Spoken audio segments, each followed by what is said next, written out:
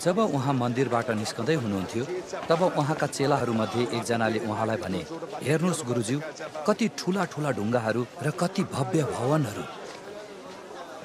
येशूले तिनलाई भन्नुभयो, यहाँ त एउटा ढुङ्गामाथि अर्को ढुङ्गा नछोडिने गरी सबै भत्काइनेछन्।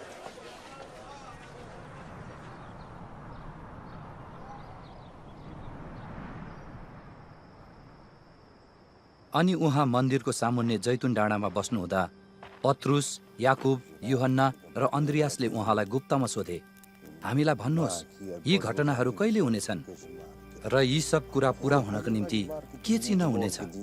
येशूले तिनीहरूलाई भन्नुभयो, होशियार रहो, कसैले तिमीहरूलाई भ्रममा नपारोस्। धेरैजना मेरो नाउँमा म उही नै हुँ भन्दै आउनेछन् र तिनीहरूले धेरैलाई भ्रममा पार्नेछन्।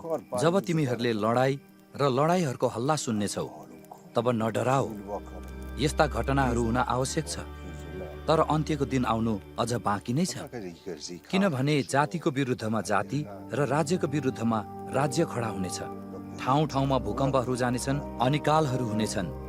यो चाहिँ स्त्रीलाई प्रसव वेदना सुरु भए चाहिँ सङ्कष्टको आरम्भ हो। तिमीहरू आफ्ना विषयमा होशियार रहो, तिनीहरूले तिमीहरूलाई अदालतमा सुम्पनेछन्, तिमीहरू सभाघरहरूमा पिटिनेछौ अनि हाकिमहरू र राजाहरूका सामुन्ने मेरो खातिर तिनीहरूलाई गवाई दिन तिमीहरू खडा हुनेछौ र पहिला सबै जातिहरूलाई सुसमाचार प्रचार गरिनुपर्छ। जब मानिसहरूले तिमीहरूलाई पक्री लगेर मुद्दा चलाउँछन् तब के बोलौँ भनी अघिबाटै फिक्री नगर, तर त्यसै बेला जे तिमीहरूलाई दिइन्छ त्यही बोल, किनकि बोल्ने तिमीहरू होइनौ तर पवित्र आत्मा हुनुहुनेछ। एउटा भाइले अर्को भाइलाई मृत्युको लागि सुम्पनेछ र त्यसै गरी बाबुले छोरालाई, छोराछोरीहरू आमा बाबुहरूका विरुद्धमा खडा हुनेछन् र तिनीहरूलाई मार्न लाउनेछन्। अनि मेरो नाउँको खातिर तिमीहरू सबैबाट घृणित हुनेछौ, तर जो अन्त्यसम्म स्थिर रहन्छ त्यसैको उद्धार हुनेछ। जब तिमीहरू विनाशकारी घृणित थोकलाई जहाँ नहुनु पर्ने त्यही उभिएको देख्छौ, पढ्नेले बुझोस्। तब यहुदियामा हुनेहरू पहाडतिर भागुन्, घरको कौसीमा हुने तल नओर्लोस्, न त आफ्नो घरबाट केही निकाल्नलाई भित्र पसोस्।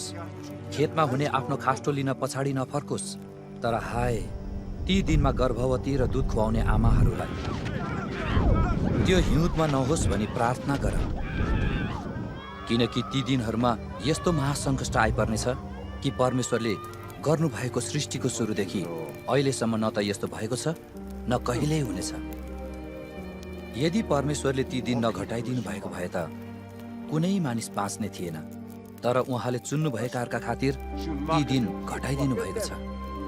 त्यो बेला कसैले तिमीहरूलाई हेर ख्रिस्ट यहाँ छन् वा त्यहाँ छन् भन्यो भने तिमीहरू विश्वास नगर, किनभने झुटा ख्रिस्टहरू र झुटा अगमवक्ताहरू खडा हुनेछन् अनि सम्भव भए चुनिएकाहरूलाई भ्रममा पार्न तिनीहरूले चिन्हहरू र आश्चर्यका कामहरू गर्नेछन्।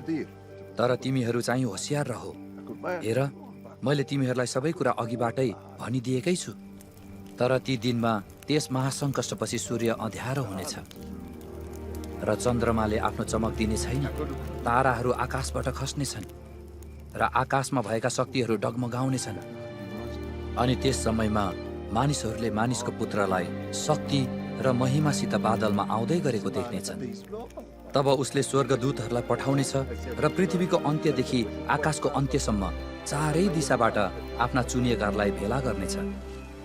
अन्जिरको रुखबाट पाठ सिक, त्यसको हाँगा कमलो भएर पालुवा हाल्ने बित्तिकै ग्रीष्म ऋतु नजिक आएछ भन्ने तिमीहरूले थाहा पाउँछौ।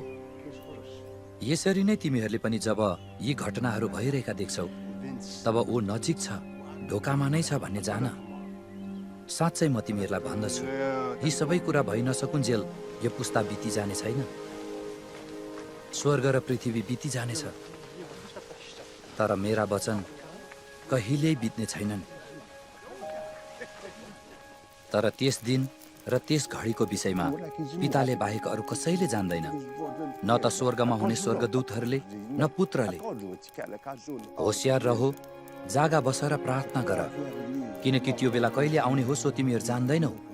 यो त मालिकले आफ्ना चाकरहरूलाई घरको प्रत्येक काम र दायित्वको जिम्मा दिएर र पालेलाई जागा रहनु भनी आज्ञा दिएर परदेश लागेको जस्तो हो।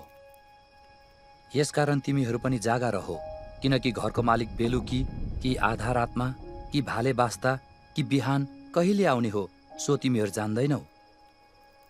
नत्र त ऊ अचानक आउँदा उसले तिमीहरूलाई निदाइरहेका भेटाउला। जे म तिमीहरूलाई भन्दछु त्यो म सबैलाई भन्दछु, जागा रहो।